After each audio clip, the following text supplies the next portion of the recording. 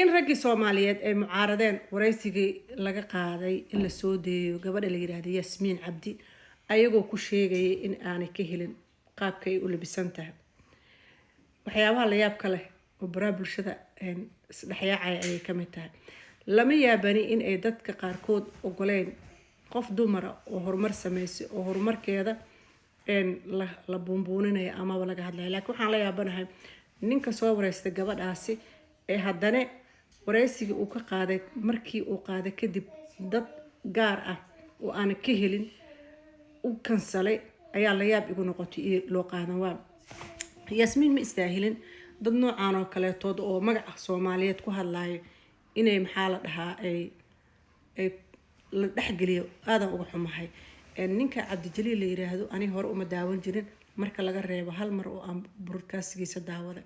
dad badan oo amaan badan kala durdhacay waa arkay laakiin ani waxaan ka sheegay maaqan amaan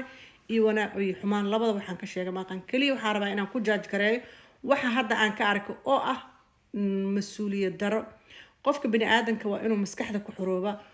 uu san noqon qof la hogaamiyo oo meeshii la rabo loo jeediyo la yiraahdo kan ma sameyn kartid kan ma sameyn kartid dadka ku daawada shala adiga ayaa isbaray oo ka abuurtay maxaa la dhahaa oo ka abuurtay kalsoonida ay kugu daawanayeen dadka ku daawada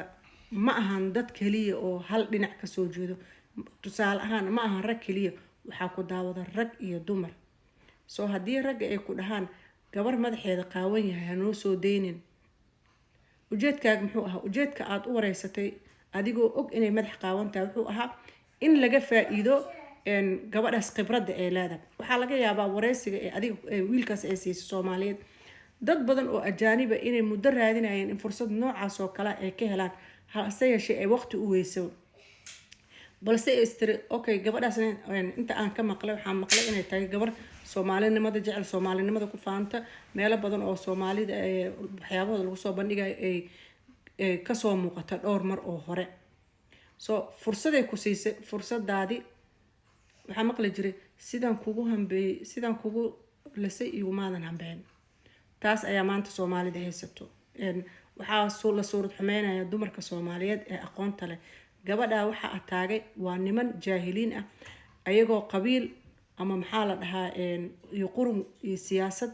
maalin walba isku ficila oo burburka dalka ka shaqeeya maalin walba meel noo jiida haddana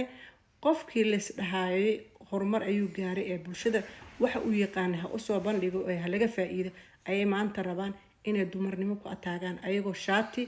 diin gashanayo ayagoo aan diin waxba ka ogeyn